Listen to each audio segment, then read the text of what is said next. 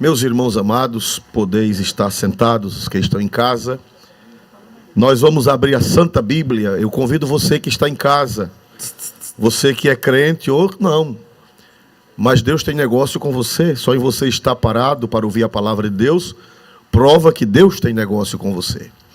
Então vamos abrir as Sagradas Escrituras e eu quero convidar pastor Múcio, nosso leitor, para fazer a leitura na segunda carta do apóstolo São Paulo aos Coríntios, capítulo 1, versículos de 1 a 5. Você pode abrir a sua Bíblia na segunda carta, ou segunda epístola do apóstolo São Paulo aos Coríntios, capítulo 1, versículo de 1 a 5, onde com a ajuda de Deus estaremos fazendo uma meditação. Se vocês orarem, se vocês clamarem ao Senhor, como já foi clamado, Deus falará conosco. Meu objetivo aqui não é fazer um sermão maravilhoso. É que quando o sermão terminar, você dê um brado: ó, que Cristo maravilhoso! Que você conheça melhor a Cristo através do sermão, através da palavra de Deus explanada, explicada. Então, pastor Múcio estará lendo o texto que dará base para o sermão ou o estudo bíblico nesta noite. Paulo, apóstolo de Jesus Cristo, pela vontade de Deus, e o irmão Timóteo, a igreja de Deus que está em Corinto, com todos os santos que estão em toda a Acaia, graça a vós e paz da parte de Deus nosso Pai e da do Senhor Jesus Cristo. Bendito seja o Deus e Pai de nosso Senhor Jesus Cristo, o Pai das misericórdias e o Deus de toda a consolação, que nos consola em toda a nossa tribulação, para que também possamos consolar os que estiverem em alguma tribulação, como a consolação com que nós mesmos somos consolados de Deus. Porque, como as aflições de Cristo abundam em nós, assim também a nossa consolação abunda por meio de Cristo. Amém. Meus amados irmãos, nós acabamos de ler, o pastor Múcio acabou de ler, o prólogo, a introdução da segunda carta do apóstolo São Paulo à igreja em Corinto. Paulo diz, ele escreve em comunhão com Timóteo, seu pastor auxiliar, e ele escreve à igreja de Deus que está em Corinto. Agora é interessante que Corinto era a capital da Acaia, que era uma região da Grécia, e aqui diz: com todos os santos que estão em toda a Acaia. Então a carta foi mandada para a sede da igreja, que era Corinto, e mandada para toda a igreja, ou seja, para todas as congregações que eram comandadas pela igreja sede em Corinto. Corinto era uma metrópole, era a cidade maior, e desde os primórdios da igreja que o sistema episcopal, ele prevalece. Ele nasceu muito cedo com a igreja. Observe que Paulo diz: a igreja em Corinto, a igreja de Deus que está em Corinto, com todos os santos que estão em toda a Acaia. A igreja não era um estilo congregacional, mas era episcopal. Corinto, a sede, e a Acaia eram as igrejas filiadas à igreja de Corinto. Isso é uma coisa salutar, dá equilíbrio à igreja do Senhor. Foi um projeto de Deus, Deus ensinou aos apóstolos desde o começo. E ele escreve ali: graça e paz da parte de Deus nosso Pai e da do Senhor Jesus Cristo. Ele começa saudando a igreja com a graça. A graça, primeiro ele diz a graça. O que é graça? Graça quer dizer favor imerecido. Uma dádiva dada ao homem sem nenhum mérito da sua parte. A salvação de Deus, ela é dada por graça. Não há mérito em ninguém para receber a salvação. Ninguém. Nenhuma criatura debaixo do céu merece ser salva, ou merece qualquer bênção da parte de Deus. Mas a salvação é dada pela graça. Por isso que a primeira coisa que Paulo deseja para aqueles crentes de Corinto, da sede de Corinto e toda a região da Acaia, ele diz: graça e paz, graça a vós, louvado seja Deus. Então, meu amigo, meu irmão que está nos ouvindo, conte com esta graça. Você não merece, você não é digno, eu não sou digno, ninguém é digno, mas Deus estende a mão graciosamente, sem mérito nenhum, para mim, para você e para o pior pecador que possa existir na face da terra. É oferecida por Deus. E ele disse, o apóstolo São Paulo, àqueles crentes de Corinto e região, ele disse: graça a vós e paz da parte de Deus nosso Pai. A graça é a fonte, a graça, ela é a causa da nossa salvação, a graça é a causa das bênçãos que recebemos de Deus, e a paz é a consequência. Quem recebe a graça, quem aceita a graça de Deus, quem recebe de graça a salvação e as demais coisas que acompanham a salvação, certamente vai ter paz. O que quer dizer paz? Paz em grego, ou melhor, paz em hebraico, é shalom. Shalom quer dizer completude, significa bem em todos os sentidos, em todas as áreas. Louvado seja Deus, a paz de Deus, mesmo em meio às lutas, mesmo em meio às dificuldades, mas Deus dá a paz, que é a paz interior e também o cuidado de Deus, a completude de Deus. Ele vai provendo, Ele vai mandando, você fica tranquilo, você fica em paz, e Ele vai dando shalom, vai dando as bênçãos que provém da graça. Então ele diz: graça a vós e paz da parte de Deus nosso Pai e da do Senhor Jesus Cristo. Meus amados irmãos, e no versículo 3, ele fala de outra coisa. No versículo 2 ele fala da graça, no versículo 2 ele fala da paz, e no versículo 3 eu gostaria que o pastor lesse, por gentileza, o versículo 3. Bendito seja Deus e Pai de nosso Senhor Jesus Cristo, o Pai das misericórdias e o Deus de toda a consolação. Muito bem. Ele começa com uma doxologia, ele começa com um louvor, ele começa com uma gratidão a Deus. Ele diz: bendito seja o Deus e Pai de nosso Senhor Jesus Cristo. A carta começa com uma doxologia, com um louvor, com uma palavra de gratidão a Deus, com uma palavra de reconhecimento a Deus, entendendo que tudo que ele tinha, ou que a igreja tinha também e tem, vem de Deus. Ele disse: bendito seja o Deus e Pai de nosso Senhor Jesus Cristo. Aí ele diz assim: o Pai das misericórdias. Louvado seja o seu santo nome. Meu amado irmão, o que é misericórdia? Nós não vamos para o grego, nós vamos para o latim. A palavra misericórdia, de origem latina, vamos para a Vulgata, no caso onde está essa palavra, traduzida por Jerônimo. Misericórdia, em latim, é a aglutinação de duas palavras, miseris e cordis. O que é miseris? Vem origem na palavra miserável. E cordis é de onde vem a palavra coração. Glória a Deus. O que é miserável? Miserável é aquela pessoa, que não tem condições, pobre, desgraçada, suja fisicamente, suja moralmente, suja espiritualmente. É aquela pessoa desprezível. O miserável é a pessoa desprezível. Então, misericórdia, miseris e cordis, quer dizer, cordis, coração, quer dizer pegar o miserável e adotar no coração. É isso que significa misericórdia. Miseris e cordis, quer dizer pegar o miserável e colocar dentro do coração, acolher no coração. Bendito seja o nome do Senhor para sempre. Então Paulo, ele começa louvando a Deus, e ele chama Deus de Pai das misericórdias. Isso significa dizer a grandeza desse Deus, a magnitude desse Deus. Ele pega o miserável, e misericordioso é aquele que pega o miserável em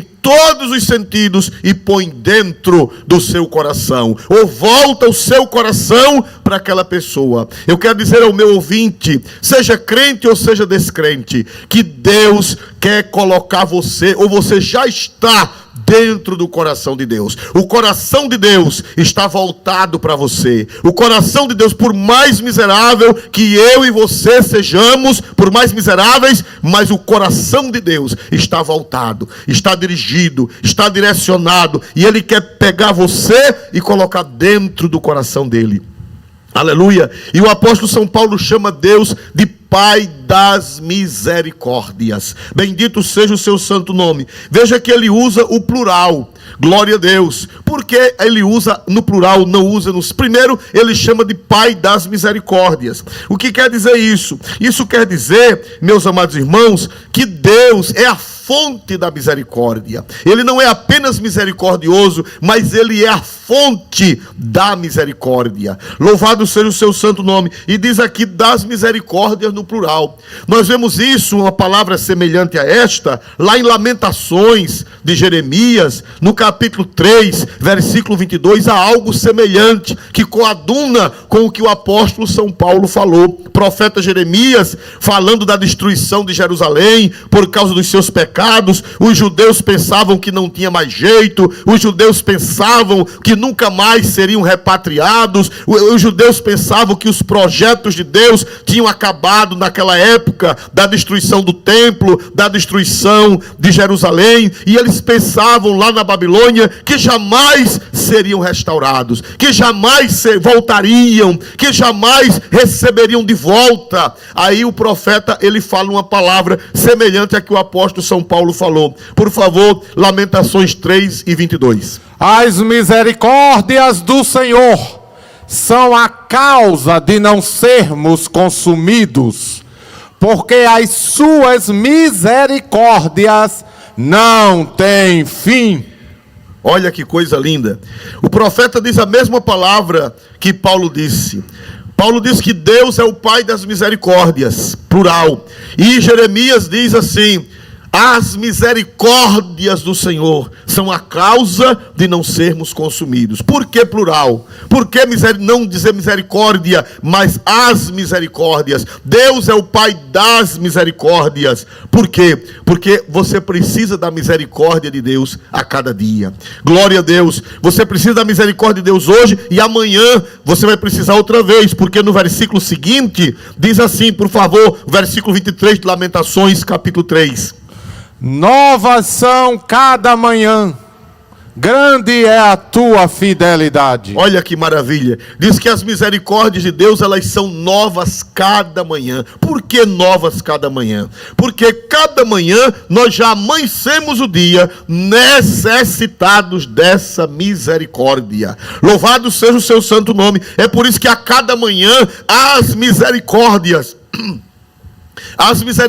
de Deus, elas se renovam, elas já estão prontas para nos atender, porque já amanhecemos o dia. Ontem nós precisamos dessas misericórdias, e hoje já estamos precisando outra vez, e amanhã já estaremos precisando outra vez. É por isso que está no plural, tanto no Antigo Testamento como no Novo Testamento. Ele é o Pai das misericórdias. Louvado seja o seu santo nome. Então Paulo começa com uma doxologia louvando a Deus pela bondade dele, pela misericórdia dele, pela graça dele, pela paz dele. Louvado seja o seu santo nome. Mas, irmãos amados, Deus começa sendo exaltado nessa carta pelo que ele faz. Paulo entra nesta carta louvando a Deus pelo que ele faz por nós, pelo que ele fez por Paulo, pelo que ele fez pela igreja de Corinto, pelo que ele fez pela igreja da Acaia, ali onde era uma região da Grécia,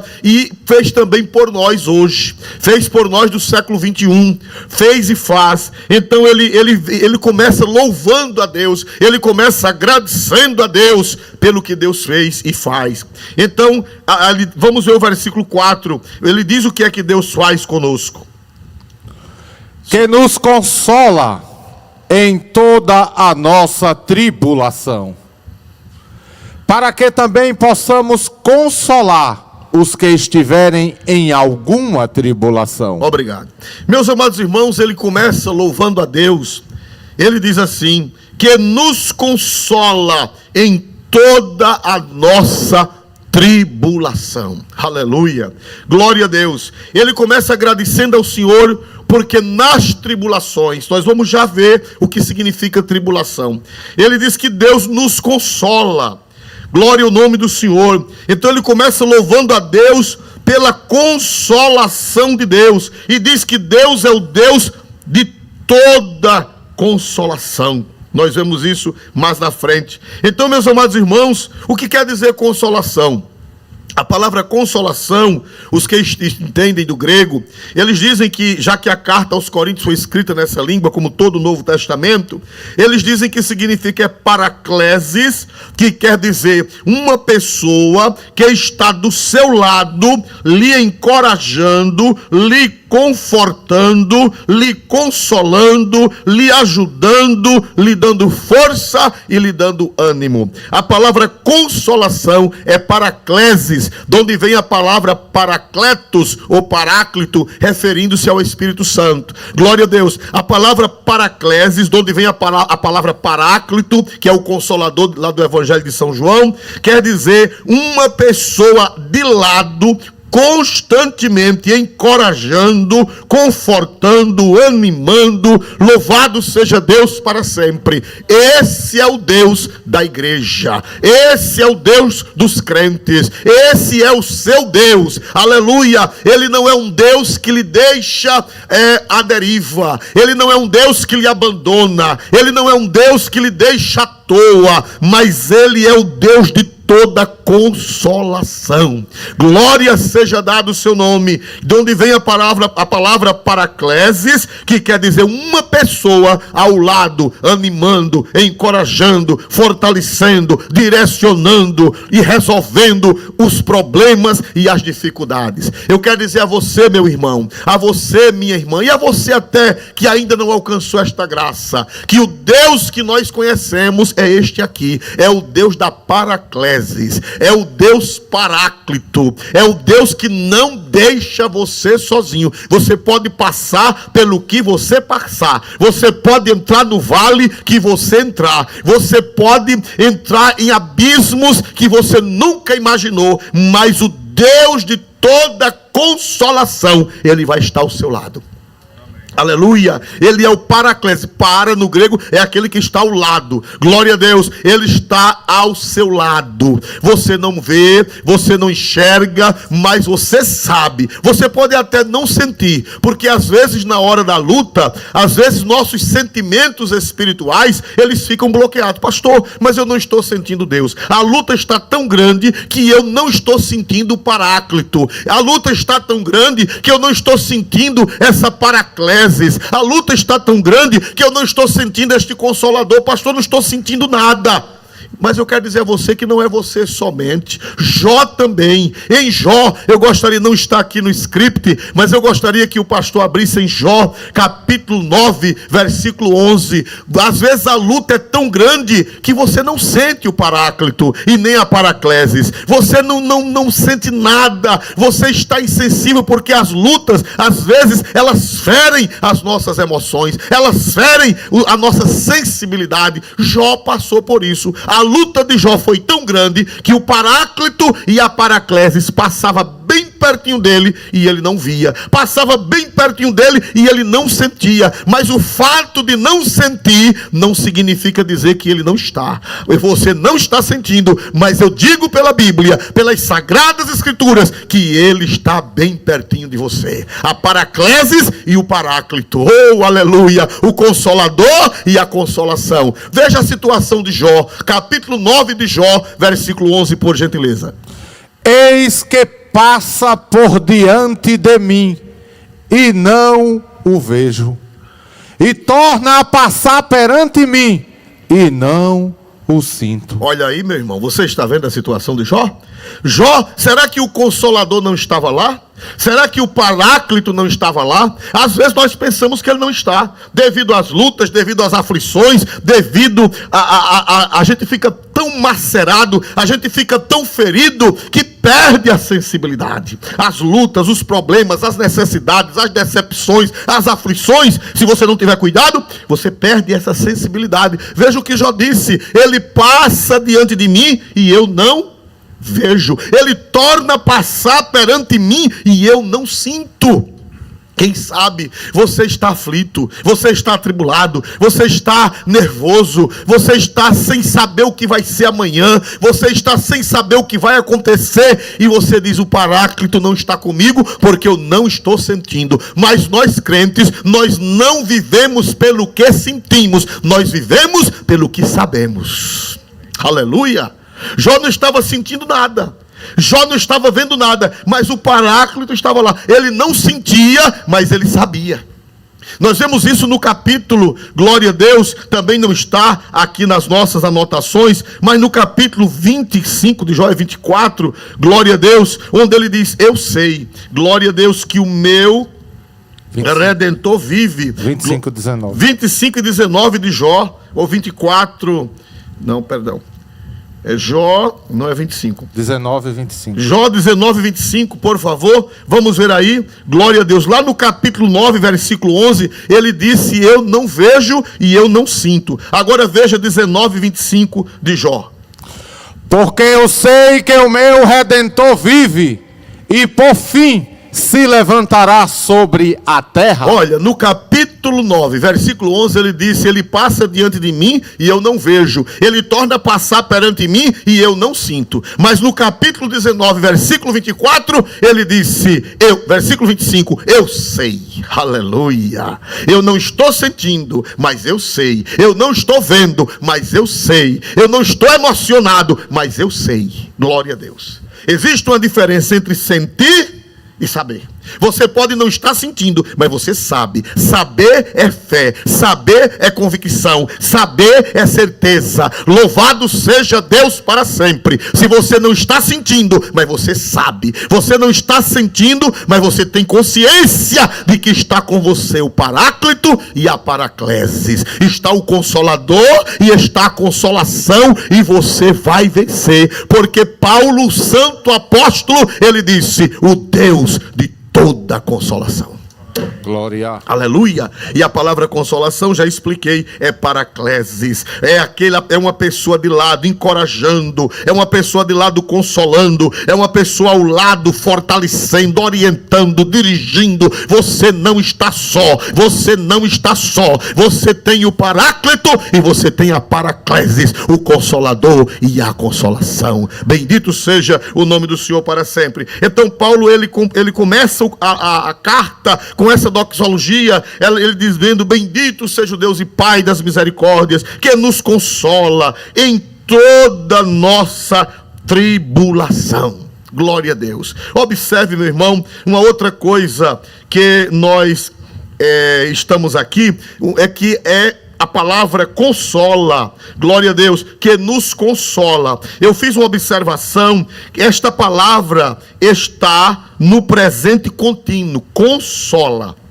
Não é nos consolou, é consola. Aleluia. Está no presente contínuo. Porque o Espírito Santo mandou Paulo escrever no presente contínuo. Ele mandou escrever porque consola, é uma ação contínua. Você não vai precisar da consolação de Deus só ontem. Você não vai precisar da consolação de Deus só antes de ontem nem amanhã. Mas você vai precisar dessa paraclesis, dessa consolação ao seu lado continuamente. Por isso que o tempo da palavra, glória a Deus, é consola, que é presente contínuo. Quer dizer que sempre vai haver luta, sempre vai haver dificuldade, mas sempre vai haver consolação. Aleluia, que nos consola. Consola, louvado seja o nome do Senhor, é um presente contínuo. Indica repetidas e contínuas consolações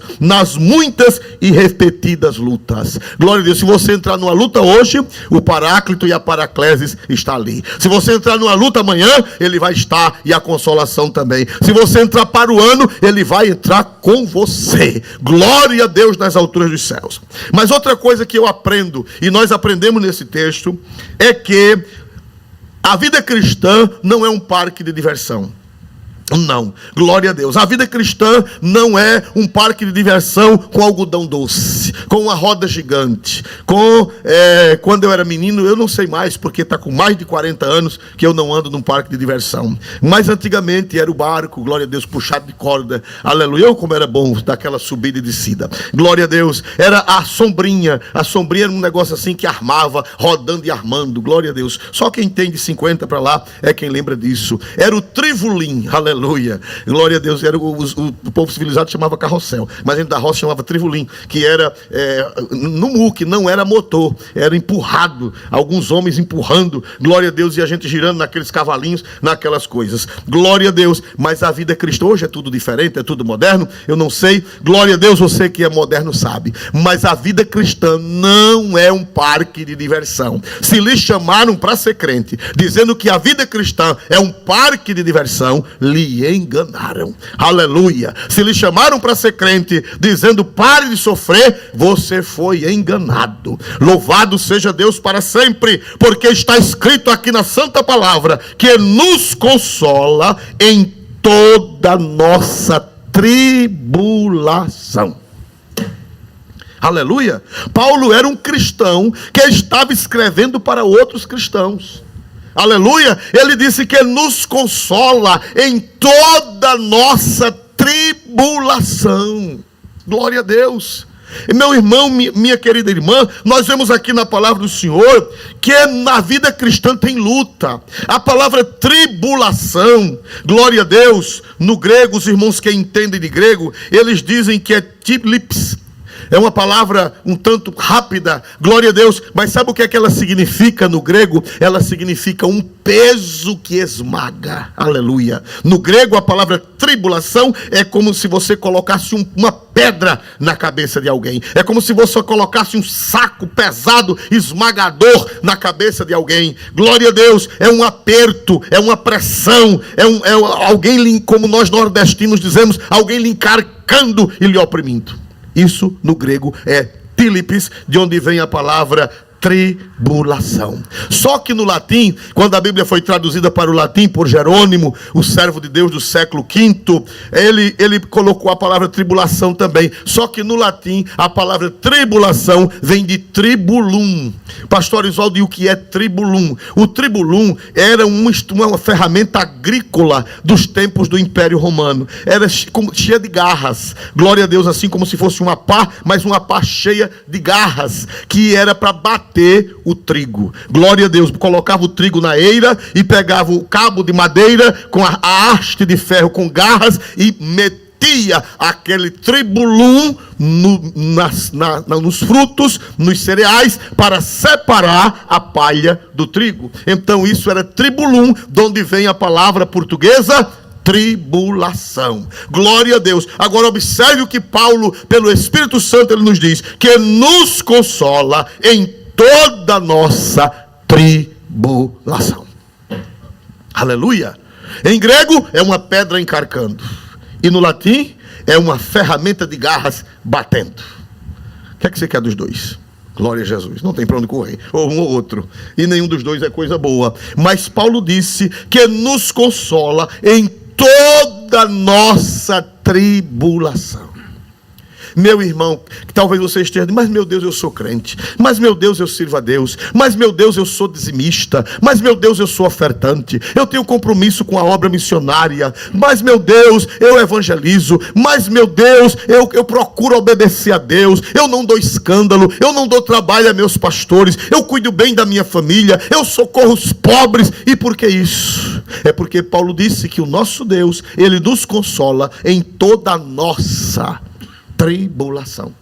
Você pode ser o melhor crente, você pode ser o maior santo, você pode ser o crente mais fiel e mais fervoroso que exista, você não escapa da tribulação, mas você também não escapa da consolação. O Deus que nos consola em toda nossa tribulação. Bendito seja o nome do Senhor para sempre. Mas eu quero dar uma notícia boa para você. Pastor Oswaldo, por que Deus permite tribulação? Por que Deus permite esse tribulum batendo na gente? Por que Ele permite esse tílips no grego encarcando a gente? Por quê? Por quê? Porque Ele tem objetivos. Aleluia. Ele tem alvos. Ele sabe que a nossa natureza humana não pode ficar no bem bom. Ele sabe que a nossa natureza humana não pode viver no parque de diversão. Ele sabe que a nossa natureza humana precisa desse tribulum, precisa desse tílipes para o nosso próprio bem e para o bem da humanidade. Aleluia. Por que Deus permite que isto aconteça? Aleluia. Deus usa a tribulação, Deus usa o tribulum para burilar o nosso caráter. Glória a Deus. É para separar a palha do trigo. É para separar a casca da semente. Louvado seja o nome do Senhor para sempre. Toda tribulação, ela é pedagógica. Toda tribulação, ela é benéfica, por mais que pareça que não. Você talvez diga, eu não aceito. É problema seu. Você está querendo ser mais sábio do que Deus. Mas que a tribulação, ela produz. Se nós formos para Romanos, eu não vou ler para não tomar tempo, que a nossa hora está se indo, mas lá em Romanos, sabe o que é que Paulo diz? Ora, a tribulação produz a paciência, e a paciência a experiência. A tribulação, ela não vem por acaso. A tribulação não é fruto do acaso. A tribulação não é fruto da sina nem da sorte. A tribulação, ela vem para produzir paciência e produzir experiência. Quanto mais a pessoa é atribulado, e ele sabe se conduzir, e ele sabe atravessar, mais ele é experiente. O que é uma pessoa experiente? Uma pessoa experiente é aquela que comete menos erros. Por que comete menos erros? Porque é experiente. E quem não é experiente, comete mais erros. Erra mais. Glória a Deus, quando você arranja experiência, você erra menos. Então a tribulação, disse o apóstolo São Paulo na carta aos Romanos, capítulo 5, salvo equívoco. Ele disse, a tribulação produz, por favor, está com a bala na agulha, por gentileza. E não somente isto, mas também nos gloriamos nas tribulações, sabendo que a tribulação produz a paciência, e a paciência a experiência, e a experiência a esperança. Olha aí. Nos gloriamos nas tribulações. Como é que se gloria na tribulação? Como é que pode se gloriar com um peso na cabeça, como diz a palavra grega? Como é que pode se gloriar com um ferro malhando, uma garra de ferro malhando? Paulo disse, nos gloriamos nas tribulações, porque a tribulação produz a paciência, e a paciência a experiência. Aleluia. Glória a Deus. Um cristão que já passou por muitas tribulações, ele tem experiências com Deus. Ele tem aperfeiçoamentos, ele tem lapidações. As tribulações não são para nos acabar. As tribulações não são um capricho de um Deus irado. Alguém pensa que a tribulação é Deus que está nervoso, é Deus que amanheceu o dia com raiva, é Deus que amanheceu o dia irado e agora largou o pau a jogar raios, a jogar flechas sobre a humanidade. Não, Senhor, esse Deus não é o Deus que eu conheço. Esse Deus é o Deus do paganismo, é Zeus, é Baal, esse Deus que anda jogando flechas iradas. O meu Deus, irmão, ele não sofre dos nervos, não. Aleluia, eu sofro, você sofre, mas o meu Deus não sofre dos nervos. Quem sofre dos nervos é que amanhece bravo, e amanhece nervoso, e dá uma cacetada num e uma palavra dura outra. O meu Deus sofrer dos nervos? Não, Senhor, aleluia. Ele não se ira como que está atacado dos nervos, não. Quando ele manda uma tribulação, é com um objetivo pio. Quando ele manda uma tribulação, é com um objetivo puro. Quando ele manda uma tribulação, é para que o seu nome seja glorificado. Quando ele manda uma tribulação, é para produzir a paciência, e para produzir a experiência, e para produzir a esperança. E a esperança não traz confusão, porque o amor de Deus está derramado em nossos corações, pelo Espírito Santo que nos foi dado. Amém. Aleluia. Então, meu querido irmão, minha querida irmã, Essa tribulação que você está passando não é produto do acaso, não é produto da sorte e nem é produto da sina. Não, nada disso. Se a nossa vida fosse por o acaso, se a nossa vida fosse regida pela sina, se a nossa vida fosse regida pela sorte, não valeria a pena viver. A nossa vida não é regida pela sorte, a nossa vida não é regida pela sina e nem pelo acaso. A nossa vida é regida por um Deus glorioso. Um Deus que permite a tribulação, mas Ele manda a paraclese e manda o paráclito. Ele manda o consolador, que é o paráclito, e Ele manda a paracleses, que é a consolação. Glória e com objetivos pios. Não é objetivo de destruir, não é objetivo de... Deus não é sádico. Algumas pessoas pensam que Deus é sádico, que tem prazer que as pessoas sofram, que tem prazer que as pessoas penem. Não, esse Deus não é o meu. Um Deus sádico? Não. Esse Deus não é o meu, nem é o Deus das Sagradas Escrituras. Bendito seja o seu santo nome. O meu Deus é maravilhoso. Bendito seja o seu santo nome para sempre. Glória a Deus. Aleluia. Aleluia. A tribulação é para produzir alguma coisa. A tribulação produz. Observe lá em Romanos capítulo 5, versículo 3. A tribulação produz. Não é o fruto de um acaso, não é o fruto de uma loucura de Deus, não é o fruto de um Deus nervoso. Hoje eu vou massacrar aquele crente, hoje eu vou massacrar aquela crente, hoje eu vou massacrar a humanidade, eu vou mandar uma pestilência, eu vou mandar uma doença, que hoje amanheci nervoso. Não, esse não é o meu Deus. Nunca foi o meu Deus. O meu Deus é como os irmãos gritam na igreja, né? Que pena quem está com saudade daqueles gritos aqui no meio da igreja. Jesus é lindo, glória a Deus. Eu estou com saudade, glória a Deus, desses gritos. Bendito seja o seu santo nome, porque Ele é lindo mesmo. Glória seja dada ao Deus vivo e verdadeiro. Aleluia, glória a Ele para sempre. Então esse Deus, Ele permite tribulação com fins pedagógicos. Ele permite essa tribulação para o nosso bem. Ele permite essa tribulação porque infelizmente a nossa natureza precisa dessa pedagogia. A nossa natureza precisa. Se nós fôssemos anjos, se nós não tivéssemos pecado, nós não precisaríamos de tribulação. Mas infelizmente a queda trouxe a necessidade dessa pedagogia de Deus.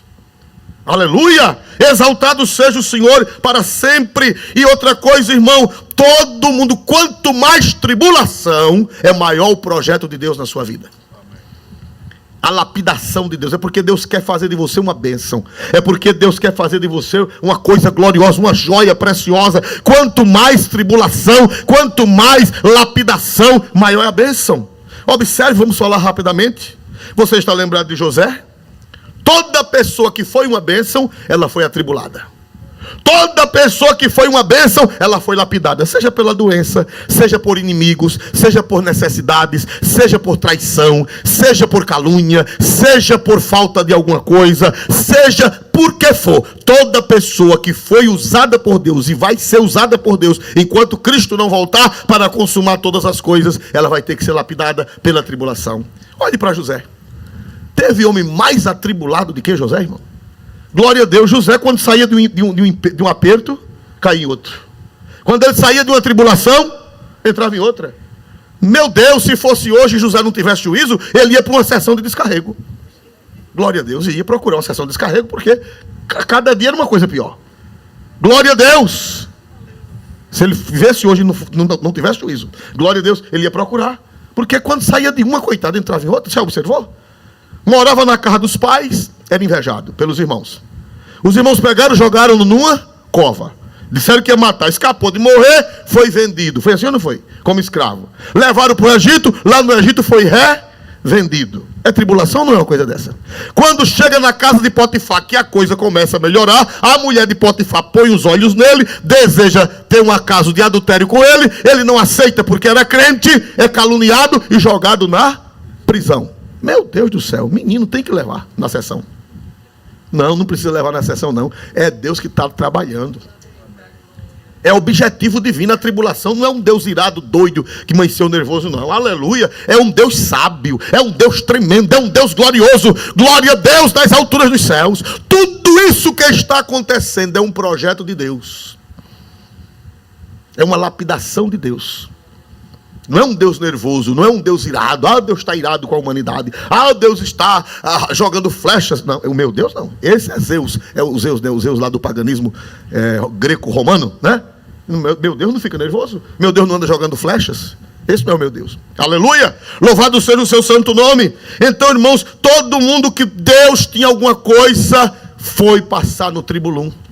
Foi para o cárcere, fez o bem o copeiro e ao padeiro. O padeiro morreu, o copeiro escapou. E ele disse, lembra de mim? Foi assim ou não foi? E a Bíblia diz que o padeiro morreu. O copeiro passou 2 anos, o quê? Esquecido. Ô irmão, a pessoa ser esquecida é tribulação? O que lhe parece? É ou não é? Mas olha quem foi José. Olha a bênção que foi José. Olha para Moisés. Moisés já nasceu em tribulação.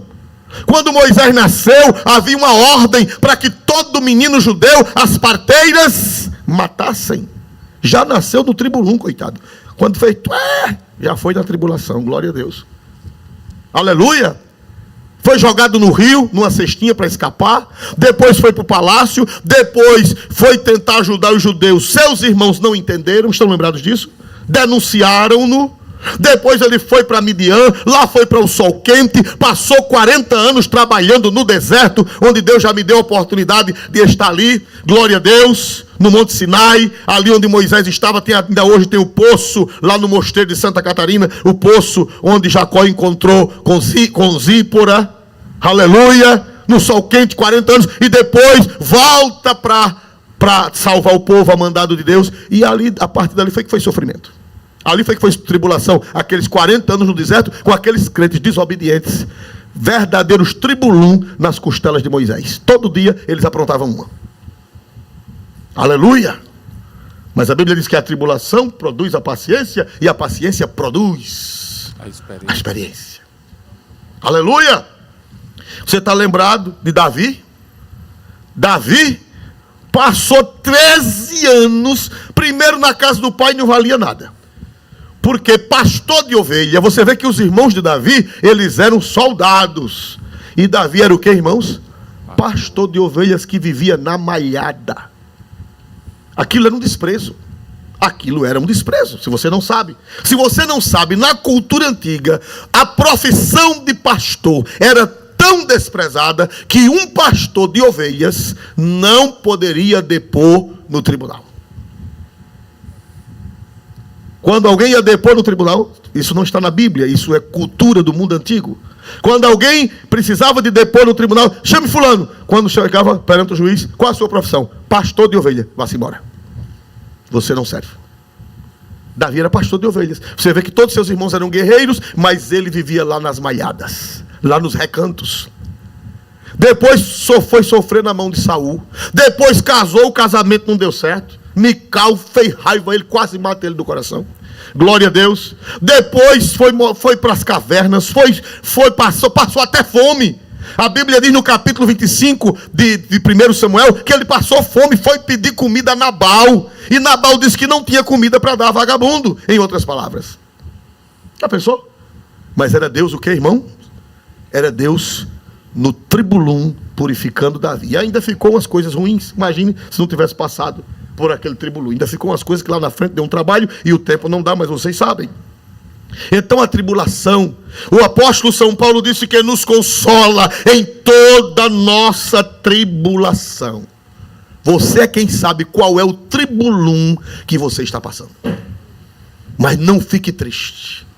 Você não está só. Você tem o Paráclito e você tem a Paraclese. Aleluia. E no fim vai dar tudo certo. Oh, aleluia. Seja bendito o nome do Senhor. No fim você vai ser uma bênção. Você vai ser um instrumento da graça. Você vai ser um instrumento do poder. Você vai ser um instrumento da unção. Você vai sair desse tribulum e o nome de Deus vai ser glorificado na sua vida. Glória a Deus. Mas vamos terminar, glória a Deus, no versículo 4, irmãos amados.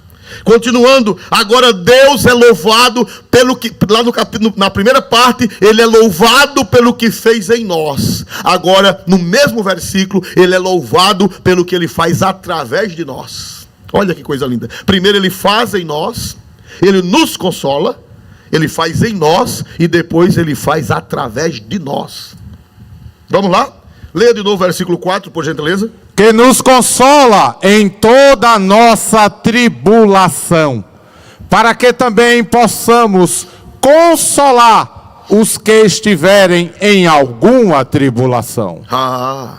Ele nos consola para que também possamos consolar os que estiverem em alguma tribulação. Sabe por que é que Deus está trabalhando na sua vida com esse tribulum? É para você ser uma paraclese para outros. Quem passa por tribulação, ele fica sensível ao Espírito Santo. Você vê que José, tem gente que diz assim: eu sou ruim porque sofri muito. Já ouviu alguém dizer assim? Eu sou ruim porque fui abusado na infância. Eu sou ruim porque me bateram. Eu sou ruim porque sofri muito. Não, você é ruim porque você é ruim mesmo. Não, senhor. O sofrimento não faz a pessoa ruim, porque as pessoas melhores das Escrituras foram as que mais sofreram. Você é ruim porque você é ruim. Eu conheço pessoas que foram criadas em lugares pobres. Eu conheço pessoas que passaram fome. Eu conheço pessoas que apanharam. Eu conheço pessoas que foram injustiçadas na infância, na adolescência e na juventude, e hoje são pessoas maravilhosas. Não são ladrões, não são assaltantes, não são assassinos a sangue frio, não são latrocinas. Mas como é que pode? Essa criança foi abusada, essa criança com esse menino, quando era criança, apanhou, esse menino passou fome. E por que esse menino é uma bênção? Porque o sofrimento não faz ninguém ser ruim. Você é ruim porque você é ruim, ruim, ruim. Glória a Deus. Mas o sofrimento faz a pessoa boa. Olhe para José, olhe para Moisés, olhe para Paulo. Glória a Deus, que não vai dar tempo de falar do sofrimento de Paulo. Glória a Deus. Olhe para Jeremias. Olhe para Davi. Todos esses passaram por tribulações, e muitas, mas não se tornaram pessoas perversas. Não se tornaram pessoas perversas, bendito seja Deus. A Bíblia diz que nós somos consolados por Deus. Por favor, pastor Múcio, leia outra vez este versículo, versículo 4, eu tenho uma revelação de Deus para nós aí. Que nos consola em toda a nossa tribulação, para que também possamos consolar os que estiverem em alguma tribulação. Você vai se tornar uma pessoa boa. Você vai se tornar um consolador. Você vai se tornar uma paraclesis. Você vai se tornar um outro paracletos, um paráclito. Você, cheio do Espírito Santo, vai por onde passar, você vai ser uma bênção. Em vez de ser aquela pessoa ruim, ranzinza, irada, invejosa, maldosa, perversa, não, você vai consolar, você vai ser um agente do paráclito, você vai ser uma paraclesis para a sua família, para a sua esposa, para seus filhos, para seus vizinhos, para os pobres, para os necessitados, para os ricos, para todo mundo. Onde você chegar, você vai ser uma consolação. Aleluia, glória a Deus nas alturas dos céus. Diz que nós somos atribulados, nós somos consolados por Deus, para que também possamos consolar aqueles que estão em alguma tribulação. Não, eu sou ruim porque eu sofri muito. Eu sofri muito, virei o cão. Você virou o cão porque já é o cão. Não foi o sofrimento que você virou o cão. Você já é. Glória a Deus. Sofrimento não faz ninguém virar cão. Sofrimento faz você virar agente de consolação. Paulo disse: somos consolados por Deus, para que também possamos consolar os que estiverem em alguma tribulação, com a consolação com que nós mesmos somos consolados por Deus. Eita, Bíblia boa! Eu já vi irmão, estou com saudade, cadê os irmãos gritando: ó, Bíblia boa, glória a Jesus. Já que não tem o mesmo grito, glória a Jesus, né? Eu mesmo digo: ó, Bíblia boa. Bendito seja o nome do Senhor, irmãos. Se eu fosse você, eu não dormiria hoje sem reler esse texto e pedir o Espírito Santo para lhe revelar mais mistérios. Aleluia, glória a Deus. Então, ele louva a Deus pelo que Deus faz por nós, e agora no mesmo versículo 4, ele louva a Deus pelo que Deus faz através de nós. Você é agente de consolação? Você é uma paraclesis, uma consolação? Quando o povo lhe vê, se alegra ou fica triste? Quem é uma consolação, irmão? Quem é uma consolação? Quem é uma paraclesis de Deus na vida das pessoas? Quando ele vem chegando, quando ela vem chegando, todo mundo diz glória a Deus. Lá vem a irmã fulana, lá vem o irmão fulano. Eu já sei que ele vai trazer um sorriso, ela vai trazer um abraço. Ela não fere, não diz indireta, não machuca, sempre ajuda, abraça, beija. Agora não pode por causa do Covid, glória a Jesus, né? Estou falando em tempos normais. Você vira uma consolação. Quando você é essa consolação, você se tornou essa paraclesis, você se tornou essa consolação, todo mundo fica ansiosamente esperando que você chegue. Lá vem uma consolação. Fulano é minha bênção. Fulano é minha bênção. Sempre traz uma palavra boa, sempre traz um sorriso, sempre traz um consolo, sempre traz uma coisa boa. E quando a pessoa não é uma consolação, misericórdia. Quando ele vem chegando, aí ele diz, meu Jesus, lá vem. Aleluia. Cobre com o teu sangue, Senhor. Quando os católicos fazem o sinal da cruz e os crentes clamam pelo sangue de Jesus. Me acode, meu Deus. Quando a pessoa não é uma consolação, só tem coisa ruim, só tem palavras más, palavras ferinas. Quando o telefone toca, que você olha que vê o nome dele, o nome dela, você diz, Jesus, me cobre com teu sangue, Senhor. O que será dessa vez, meu Deus? Oh, Jesus, me cobre com teu sangue. Aí, alô? Jesus, me cobre com teu sangue. Sim, senhora, sim, senhor. Está certo, amém. Mas quem é uma consolação, quando você desliga o telefone, você fica alegre. Porque aquela pessoa, ela é uma paraclesis. E ela é cheia do Paráclito, é cheia do Espírito Santo. Oh, glória a Deus. Se essa igreja estivesse cheia, eu ia pedir um glória a Jesus bem grande. Aleluia. Louvado seja Deus para sempre. Aleluia! Glória a Deus nas alturas dos céus. Bendito seja o seu santo nome. Então, irmãos amados, agora vamos para encerrar, explicar o porquê e o que é que acontece depois da aflição, o que acontece depois da tribulação. Versículo 5. Com esse nós estaremos encerrando, que foi justamente o último versículo que foi lido no texto da base do sermão. Por gentileza, versículo 5. Porque com as aflições... Não, como? Porque como as aflições de Cristo abundam em nós, assim também a nossa consolação abunda por meio de Cristo. Essa é da Sociedade Bíblica. Por favor, leia da Sociedade Bíblica, que a palavrinha abundante, segunda vez, é um pouquinho diferente. Leia todo o versículo outra vez. 5. Pois assim como os sofrimentos de Cristo transbordam sobre nós, também por meio de Cristo transborda a nossa consolação. Glória a Deus. Ainda não é a tradução que nós queremos. A tradução que nós queremos é a da SBB, Sociedade Bíblica do Brasil.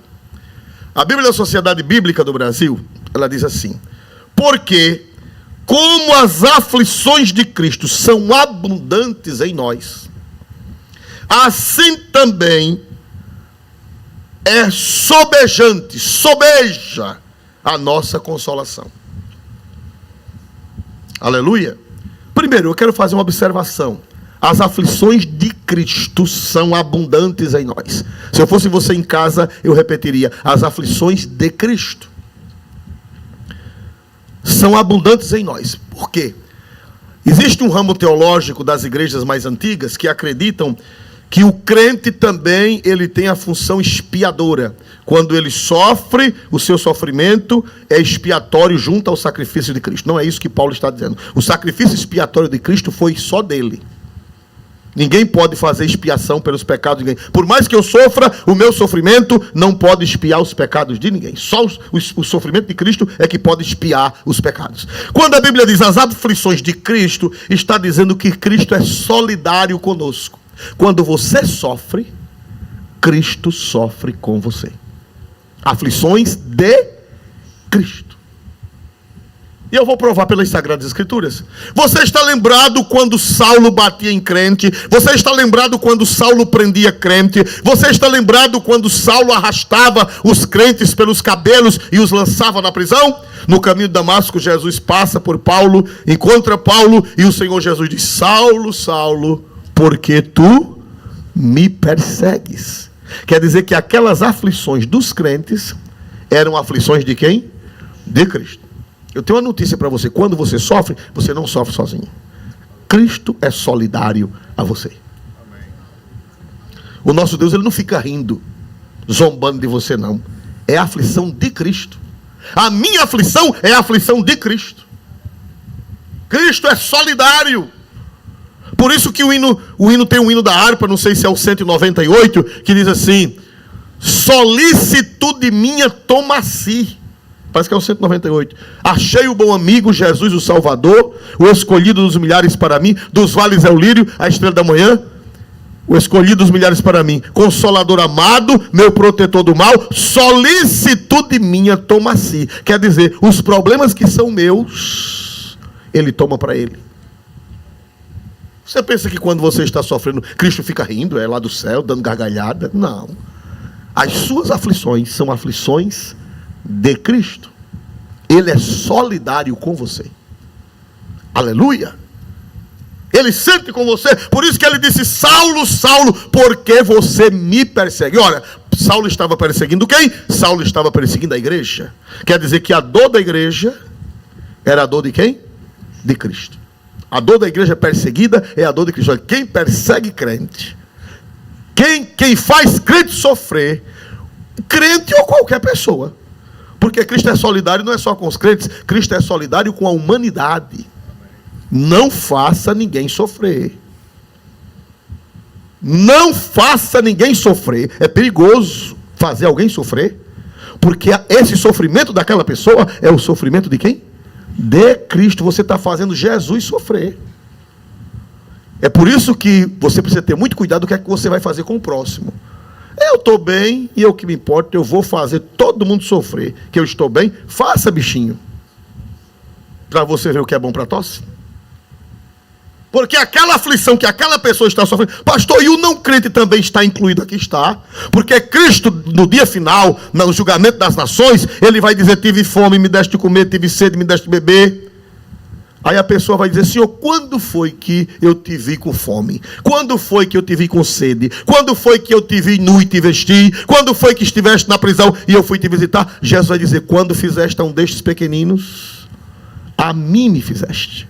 Irmão, tirar o pão da boca de alguém é tirar o pão da boca de Cristo. É sério? É sério ou não é? O mal que se faz com alguém, pastor, não é só com crente, não. Não. Principalmente com o pobre. Se você tirar o pão da boca do pobre, você tirou o pão da boca de quem? De Cristo. Porque a Bíblia diz que as aflições são aflições de Cristo. Aleluia. Por isso que é bom ter o maior cuidado com o povo. É bom ter o maior cuidado com o próximo. Porque você cuidando do próximo, você está cuidando de Cristo. E você fazendo o próximo sofrer, você está ofendendo a quem? A Cristo. Olha o versículo. Leia de novo, por favor, pastor. Versículo 5. Que coisa maravilhosa, que coisa linda e excelente. Porque como as aflições de Cristo... Pronto, olha aí. Leia o restinho agora. Abundam em nós. Olha aí, as aflições de Cristo abundam em nós. São de Cristo, uma coisa linda. Jesus sofre conosco, é dele. Ele é solidário. Aleluia. Então por isso que é bom ter o maior cuidado com o povo. É bom ter o maior cuidado com o próximo, porque se você fizer o próximo sofrer, você está fazendo Cristo sofrer. E eu acho que não é bom fazer Jesus sofrer. Eu acho que não é bom. Se você tiver juízo, você cuida do povo, você trata o povo bem, você abençoe o povo, você abençoe o próximo, faça o bem ao próximo, porque você está fazendo a Jesus. E se também você fizer o sofrer, você está fazendo Jesus sofrer, porque o sofrimento dele, Cristo é solidário. Aleluia! Irmão, se todo mundo entendesse isso, o mundo seria outro. Já seria o céu na terra? Se todo mundo obedecesse a esta palavra, entendesse esta palavra, acho que não precisava nem a gente subir para o céu. Já teríamos o céu na terra. Aleluia! Glória a Deus nas alturas dos céus. Porque como as aflições de Cristo são abundantes em nós. Agora leia o resto do versículo na SBB.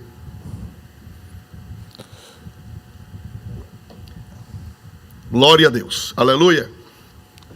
Já estamos terminando, irmãos, por favor. Assim também, a nossa consolação sobeja por meio de Cristo.